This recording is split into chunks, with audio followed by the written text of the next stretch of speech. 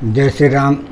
हर हर महादेव। मैं अधिवक्ता बागेश श्रीवास्तव पुनः आप लोग के साथ उपस्थित हूँ एक नए ऊर्जा के साथ, और मुझे आशा है कि आप लोग भी ऊर्जावान होंगे।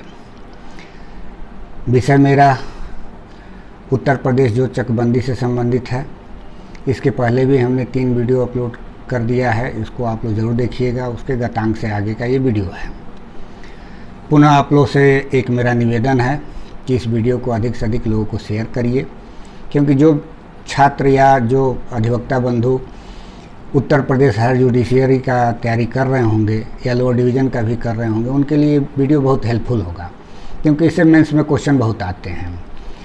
वैसे नॉलेज के पर्पज़ से कोई भी व्यक्ति इस वीडियो को देख सकता है, उत्तर प्रदेश का कोई भी निवासी इसको देख सकता है, और अधिवक्ता बंधु के लिए भी ये हेल्पफुल होगा। तो हम लोग समय को बर्बाद न करते हुए अपने विषय पे आते हैं। उत्तर प्रदेश जो चकबंदी अधिनियम, इसमें हम लोगों ने पिछले वीडियो में देखा कि कैसे राज्य सरकार द्वारा किसी ज़िले के एरिया को या पूरे ज़िले को चकबंदी प्रक्रियाओं के अंतर्गत लाता है, नोटिफिकेशन करता है जारी, और उसके बाद की प्रक्रियाएं हम लोगों ने पढ़ा। अब मेन विषय पे आते हैं। ये हम लोग को पढ़ना है अध्याय 3 में प्रारंभिक योजना तैयार कैसे किया जाता है और अंतिम योजना को कैसे जो है क्रियान्वित किया जाता है। ये धारा 19 से लेके धारा 23 तक है। इसमें पहले प्रारंभिक योजना तैयार किया जाता है, उसको भी पब्लिश किया जाता है। पब्लिकेशन के बाद से उस पर जो आपत्ति वगैरह लेना होता है उसको आपत्ति लिया जाता है। पुनः उस पर जो है जो क्षुब्ध व्यक्ति है उस पर अपील भी कर सकता है। इन सब की प्रक्रियाओं को हम लोग देखेंगे, और फिर लास्ट में धारा 23 के तहत इसको अंतिम रूप दे दिया जाता है। अब हम लोग आते हैं प्रारंभिक योजना को तैयार कैसे किया जाता है। तो ये धारा 19 क में बताया गया है कि सहायक चकबंदी अधिकारी कैसे उसको जो है तैयार करेगा। लेकिन उसके पहले भी एक प्रक्रिया है जो इन प्रारंभिक योजना को तैयार करने के पहले कुछ शर्तों को पूरा करना ज़रूरी है, और वो शर्त धारा 19 में बताए गए हैं। क्या क्या शर्तें हैं उसको थोड़ा सा हम लोग देख लेते हैं, फिर देखते हैं कि कैसे 19 क में जो है प्रारंभिक योजना को तैयार किया जाता है और उसको जो है पब्लिश किया जाता है। फिर 20 में कैसे पब्लिकेशन के बाद जो है आपत्ति ग्रहण किया जाता है, और 21 और 22 में कैसे उसका निस्तारण किया जाता है। तो इसको हम देखते हैं। जब हम धारा 19 को पढ़ते हैं अध्याय 3 में, तो इसमें कहा गया चकबंदी योजना निम्नलिखित शर्तों को पूरा करेगी। यहाँ जो है सेल्फ फुलफिल की बात कही गई है, मतलब इसमें करना ही करना है, मैंडेटरी है, क्योंकि इसके बिना उनका प्रयोजन जो है निष्फल हो जाएगा। अब ये शर्तें क्या क्या हैं इसमें क ख ग घ करके गिनाया गया है। पहली शर्त ये है कि इनके जो भी खातेदार होंगे वो सार्वजनिक परियोजनाओं के लिए जो भी अपने ज़मीन का अंशदान करेंगे, उसको छांटने के बाद जो उनके पास ज़मीन बचता है और जहां उनका ज़मीन मर्ज किया जाता है उसके अधिकार अभिलेख में उनके दायित्व और अधिकार क्या होंगे इसको सुरक्षित रखा जाएगा। दूसरा पुनः ये कह रहा है कि जो भी इनके सार्वजनिक परियोजनाओं के लिए दिए गए अंशदान हैं उनको छांटने के बाद जो इनकी ज़मीन बचती है उसका जब दूसरे ज़मीन के साथ मर्ज किया जाएगा तो कोशिश यही किया जाएगा कि वो उसी की इक्विवेलेंट ज़मीन भी वहाँ पे उपलब्ध हो। लेकिन इसका अंतर भी हो सकता है कि यहाँ पे अगर जो 1 बीघा ज़मीन हो तो वहाँ 1 बीघा ना मिल के 1-2 बिस्सा कम ज़मीन वहाँ उपलब्ध हो। लेकिन इसमें एक शर्त लगाता है कि जो भी अंतर होगा वो 25% से अधिक का नहीं होगा, या तो कम हो सकता है या तो अधिक हो सकता है। क्योंकि अधिक कंडीशन ये है कि यहाँ पे जैसे 10 रुपया का मालियत लगा हुआ है, जहाँ ज़मीन इनका मर्ज किया जा रहा है, एक साथ संहत किया जा रहा है, वहाँ पे मालियत उसका कम लगा हो तो ज़मीन अधिक हो गई हो, तो भी ये 25% से अधिक का ये कह रहे हैं कि इसमें अंतर नहीं होना चाहिए। अब उसके बाद से एक बात और कह रहे हैं कि इसमें प्रतिकर भी निर्धारित किया जाएगा। प्रतिकर किस बात का होगा? तो हम लोगों ने पढ़ा है कि जब कोई भी व्यक्ति, अभी धारा 8 क में सिद्धांत को तैयार किया गया है, जिसमें सिद्धांतों को तैयार किया गया है, और ये भी देखा गया कि पड़ताल के दौरान जो भी चकबंदी अधिकारी होंगे उन सब चीज़ों को लेखा जोखा तैयार करेंगे कि इसके जोत में कौन कौन से हैं, पेड़ हैं, कुएं हैं या कोई अन्य संपत्तियां हैं जो कि खुद खातेदार द्वारा जो है उसको बनाया गया है। तो उसको जब किसी दूसरे जगह उसका ज़मीन ट्रांसफ़र किया जाता है तो उसकी सारी चीज़ें वहाँ छूट जाती हैं। अब उस घाटे को कोई दूसरा व्यक्ति प्राप्त करेगा जो उसके बगल का खातेदार होगा। तो एक बना बनाया इंफ्रास्ट्रक्चर जो उसको मिल रहा है, तो उसको क्या करना होगा कि उतनी क्षतिपूर्ति प्रतिकर के रूप में देनी होगी उस पक्षकार को जो ये छोड़ के जा रहा है। तो यही ये कह रहा है कि सब आपका जो है ग कि प्रतिकर निर्धारित किया जाएगा। क्या है प्रतिकर में कि उन पेड़ों, कुओं तथा अन्य समुन्नतियों के लिए जो उसके द्वारा मूलतः धृत थे और जो दूसरे खातेदार को प्रदिष्ट कर दिएगा, वही जो अभी हमने बात कहा। उसके बाद से करें कि सार्वजनिक परियोजनार्थ उसके द्वारा दी गई भूमि के लिए, जैसे जो हम अपनी ज़मीन में से कुछ ज़मीन सार्वजनिक परियोजनाओं के लिए दे दिए तो उसका भी प्रतिकर हमें मिलेगा। अब आते हैं उसके बाद से कह रहा है कि कोई यदि गांव सभा का ज़मीन है तो वो किसी व्यक्ति को भी प्रदिष्ट किया जा सकता है और उसमें भी प्रतिकर जो है निर्धारित किया जाएगा। जैसे मान लीजिए किसी ग्राम सभा के नाम से कोई ज़मीन हो और उसको जब चकबंदी क्रियाओं के अधीन लाया गया है तो हमारी ज़मीन को उसके साथ मर्ज कर दिया गया, वो हमको प्रदिष्ट कर दिया गया, तो वो जो ज़मीन है उसका भी आकलन किया जाएगा और उसकी क्या वैल्यूएशन है, एक्स्ट्रा क्या जा रहा है, उसको प्रतिकर के रूप में हमें ग्राम सभा को देना होगा। घ इसका कह रहा है कि सिद्धांतों के अनुसरण में जो भी बातें कही गई उसको सिद्धांतों का अनुसरण किया जाएगा। यानी कि जो 8 क में हम लोग पढ़े हैं कि भूमिहीन व्यक्तियों के लिए भी व्यवस्था की जाएगी, तो सार्वजनिक खेलकूद के लिए भी व्यवस्था किया जाएगा, चिकित्सालय के लिए जाएगा, यानी सार्वजनिक परियोजनाओं के लिए कोई भी व्यवस्था की जाएगी। तो वो सब जो सिद्धांत वहाँ तैयार किए गए हैं उन सब सिद्धांतों का भी अनुसरण किया जाएगा, ये प्रारंभिक योजना तैयार करने के पहले। उसके बाद से ये कह रहा है कि प्रत्येक खातेदार को यथासंभव उस स्थान पर जहाँ उसके पास अपनी जोत का सबसे बड़ा भाग हो संग्रहित क्षेत्र प्रदिष्ट किया जाएगा। मतलब ये हुआ कि हमारे पास यदि 3 गाटे हैं, एक गाटा 1 बीघे का है, बाकी के गाटे आधे आधे बीघे के हैं, तो हमारे जो छोटे गाटे हैं उसके साथ बड़े गाटे को संग्रहित नहीं किया जाएगा। जो हमारा बड़ा गाटा है यथासंभव छोटे गाटों को उसके साथ संग्रहित कर दिया जाएगा। और एक चीज़ और भी इसमें कह रहा है कि 3 से अधिक नहीं किया जाएगा। जैसे कोई बड़ा गाटा है उसके साथ 3 से अधिक नहीं किया जाएगा, लेकिन ये रिस्ट्रिक्शन नहीं है। इसको कह रहा है चकबंदी अधिकारी जो हैं, उप संचालक चकबंदी, इनके लिखित अनुमोदन से 3 से अधिक भी किया जा सकता है।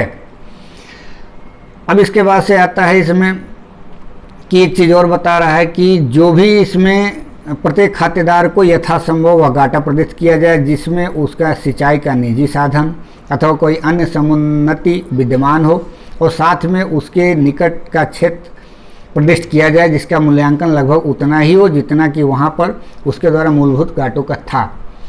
कुल मिला के इसका उद्देश्य यही है कि व्यक्ति को जो जिसकी जोत है कई जगह बिखरे हुए हैं, गाटे बिखरे हुए हैं, उसको एक जगह ऐसे जगह संग्रहित कर दिया जाए कि वो अपना खेती सुचारू रूप से कर सके।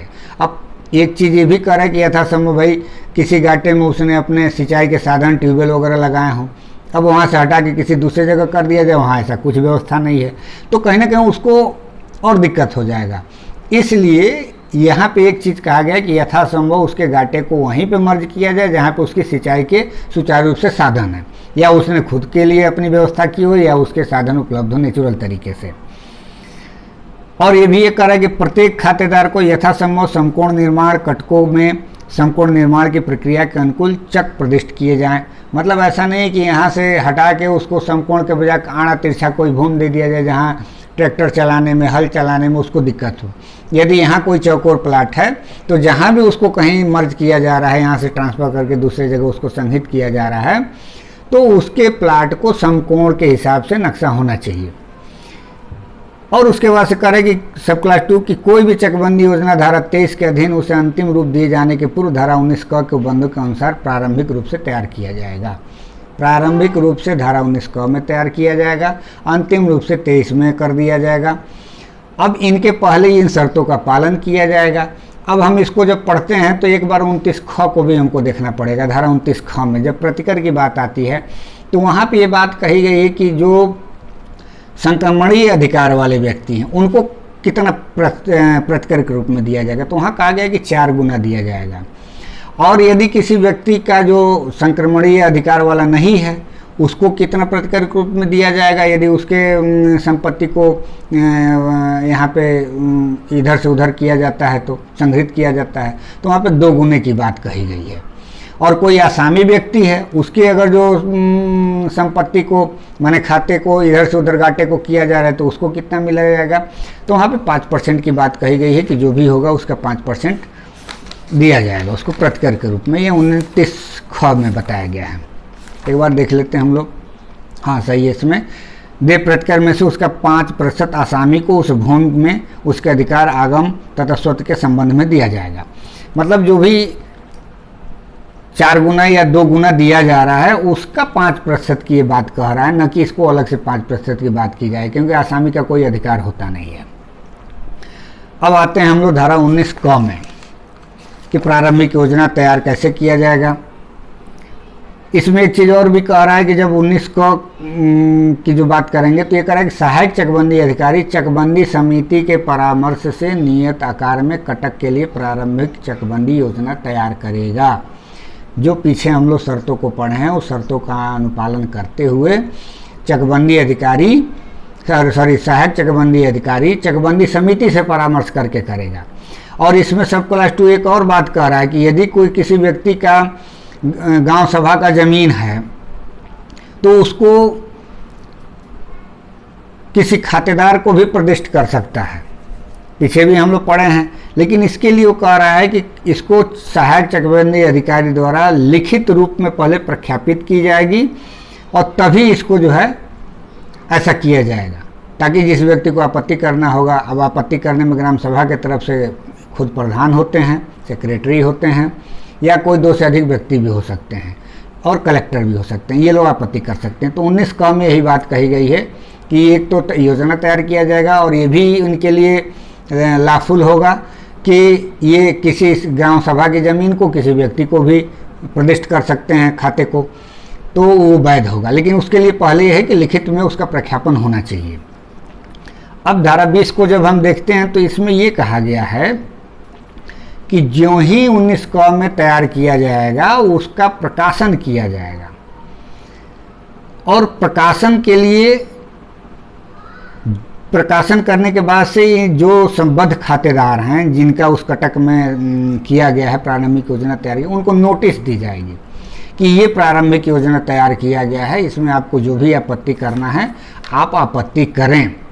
और उस आपत्ति के लिए ये है कि इनको 15 दिन का समय दिया जाएगा, या तो प्रकाशन की तिथि से या तो जो है उनको नोटिस प्राप्ति हुई है उसके तिथि से, कि 15 दिन के भीतर आप कभी भी इसको चैलेंज कर सकते हैं कि आपका क्या समस्या है, इसमें कोई समस्या है तो उसको आप बताइए, उसका निस्तारण किया जाएगा। लेकिन इसका सब क्लास 2 एक रिस्ट्रिक्शन लगाता है जो हम लोग पिछले धारा 11 क में पढ़ चुके हैं, कि जो रेस्ट जुडिकेटा का रूप लेता है कि यदि आप प्रथम स्टेज पे प्रारंभिक योजना के पूर्व के जो स्टेज हम लोगों ने पढ़ा धारा 7, 8, 8 क और 9 क, ख, ग, 10, 11, 12 उन सब धाराओं में जो हम लोगों ने पढ़ा कि किस किस स्टेज से हम गुजरते हैं, उसमें स्टेज पे यदि कोई आप बात कर सकते थे, आपत्ति में कोई बात उठा सकते थे और आपने नहीं उठाया है तो आप फिर इस स्टेज पे नहीं उठा सकते हैं।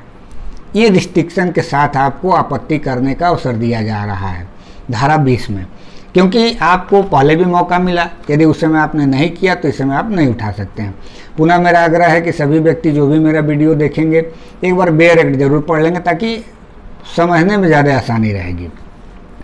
अब जब यहाँ पे एक नोटिस दे दी गई धारा 20 में, नोटिस में समय भी दे दिया गया 15 दिन के भीतर कि आप आइए और आपत्ति करिए, तो यहाँ पे ये बता रहा है कि धारा 21 कि सहायक चकबंदी अधिकारी द्वारा प्राप्त समस्त आपत्तियाँ तदर्थ नियत कालावधि की समाप्ति के पश्चात उसके द्वारा चकबंदी अधिकारी के पास भेज दी जाएगी, और चकबंदी समिति को नोटिस देने के पश्चात उन्हें और साथ ही साथ अपने को प्राप्त आपत्तियों को भी निस्तारित करेगा ये चकबंदी अधिकारी। यहाँ पे ये कह रहा है कि सहायक चकबंदी अधिकारी के पास जितने भी आपत्ति आए होंगे उसका वो एक आख्या बनाएंगे, आख्या बना के चकबंदी अधिकारी को प्रेषित कर देंगे और चकबंदी अधिकारी चकबंदी समिति को नोटिस देने के पश्चात उसका मामले का निस्तारण कर देंगे। अब यहाँ पे भी एक रेमेडी मिल रही है कि यदि कोई चकबंदी अधिकारी से क्षुब्ध कोई व्यक्ति है तो उसको क्या करना होगा। वो उस आदेश से, जिस दिन आदेश हुआ है उस आदेश से 15 दिन के भीतर, ये धारा 21 का सब क्लास 2 बता रहा है, बंदोबस्त अधिकारी चकबंदी के समक्ष अपील प्रस्तुत कर सकता है, जिसका इस संबंध में निर्णय सिवाय उस दशा में जबकि अधिनियम द्वारा अथवा इस अधिनियम में अन्यथा व्यवस्था हो अंतिम होगा। इसका तात्पर्य कहने का मतलब है धारा 52 से। धारा 52 में एक रेमेडी दी गई है कि कोई रिट याचिकाएं दाखिल की गई हैं और उस रिट याचिकाओं में कोई आदेश माननीय उच्चतम न्यायालय द्वारा या उच्च न्यायालय द्वारा कोई पारित किया गया है, तो उस आदेश के संबंध में ऐसा माना जाएगा कि कोई ऐसी चकबंदी प्रक्रिया थी ही नहीं और उस तरीके से उस आदेश का अनुपालन किया जाएगा, या अन्य कोई ऐसी धाराएं हैं जिसमें ऐसी कोई रेमेडी दी गई है। तो उन सब चीज़ों को इंक्लूड करते हुए बता रहा है कि उन सबों को छोड़कर बाकी ये अंतिम मान लिया जाएगा, जो भी धारा 21 में होगा आदेश किया जाएगा। अब एक चीज़ और बात कर रहा है कि इन लोग के द्वारा जब सुनवाई की जाएगी, जब आपत्ति प्रस्तुत किया जाएगा इन लोग के पास, जो बंदोबस्त अधिकारी होंगे या चकबंदी अधिकारी होंगे, तो ये करेंगे क्या। तो ये एक प्रकार से रिज सुनवाई करेंगे। रिज सुनवाई का तात्पर्य ये है कि बाकायदे जाएंगे, मौके का निरीक्षण करेंगे कि व्यक्ति जो आपत्ति में बात उठाया है वो सही है कि गलत है, या कोई ऐसा स्थिति बन जा रहा है कि बहुत से खातेदारों के साथ सारता अन्याय होने की संभावना है। जैसे किसी व्यक्ति का घाटा एक जगह से दूसरे जगह पे ले जाया जा रहा है, स्थानांतरित किया जा रहा है, संहित किया जा रहा है और वहाँ पे जन सामान्य का नुकसान हो जा रहा है इस घाटे को ही केवल इधर उधर करने से। तो उसके लिए भी यहाँ कह रहा है कि नई प्रारंभिक चकबंदी योजना तैयार किए बिना कटकों के खातेदारों को भूमि का ठीक और उचित प्रदर्शन संभव नहीं है, तो उन कारणों से जिन्हें लिखित किया जाएगा प्रारंभिक चकबंदी योजना का पुनरीक्षण करें और उस पर जो मौका पे है, मौके पे जाकर ये लोग चकबंदी अधिकारी और बंदोबस्त अधिकारी दोनों की स्थिति में बता रहा है, ये लोग जाएंगे, निरीक्षण करेंगे और उसके बाद ये या तो फिर उस आदेश को वापस करने के लिए निर्देशित कर देंगे या तो फिर उसको उचित समझेंगे तो आगे प्रोसीड कर देंगे, कंप्लायंस करवा देंगे। अब आता है धारा 22 निरस्त है। 23 में अंतिम रूप दे दिया जाता है। ये कह रहा है कि यदि धारा 20 में निर्दिष्ट अवधि के भीतर कोई आपत्तियां प्रस्तुत नहीं की गई हों या प्रस्तुत की गई हों तो एक धारा 21 की धारा 1 से लेकर 4 तक में उपधारा में जो कुछ भी है प्रक्रिया अपनाने के बाद प्रारंभिक चकबंदी योजना को पुष्ट कर दिया जाएगा। किसके द्वारा? चकबंदी अधिकारी बंदोबस्त के द्वारा, यानी कि बंदोबस्त अधिकारी चकबंदी के द्वारा इस योजना को पुष्ट कर दिया जाएगा कि अब यह अंतिम हो गया और इसका भी कटक में प्रकाशन किया जाएगा। और प्रकाशन किस बात का होगा कि ये अंतिम रूप से फाइनल हो गया है। अब इसके बाद की जो प्रक्रिया होगी कि जिसको प्रतिकर दिलाना है, जिसकी मालगुजारी कम करनी है, भाई घाटे में किसी का सार्वजनिक परियोजनों से ज़मीन गया उसका, तो उसका घाटा कम हो जाएगा रकबा, तो उसके मालगुजारी को भी कम कर दिया जाएगा। या और सभी जो प्रक्रियाएं हैं कि जैसे उसको कब्जा कैसे दिलाया जाएगा या उसमें क्या प्रभाव होंगे, घाटा इधर से उधर उसके होंगे, तो ये सब आगे हम लोग पढ़ेंगे। यहाँ हम लोग बस इतना जान लें कि धारा 19 क में प्रारंभिक योजना तैयार किया गया और धारा 23 में उसका प्रकाशन करके अंतिम रूप दे दिया जाएगा और इसका प्रभाव क्या होगा अब आगे देखा जाएगा। तब तक के लिए धन्यवाद। मेरा पुनः आग्रह है कि आप लोगों से मेरे इस वीडियो को अधिक से अधिक लोगों को शेयर करें, आप लोग खुद इसको लाइक करें, सब्सक्राइब करें एवं बेल आइकन पर क्लिक कर दें ताकि जब भी मैं कोई वीडियो अपलोड करूं तो आप लोगों को तुरंत इसकी सूचना मिल जाए। और बेयर एक्ट पढ़ें ज़रूर ताकि मेरे इस वीडियो को समझने में आप लोगों को आसानी होगी। इसके साथ ही धन्यवाद।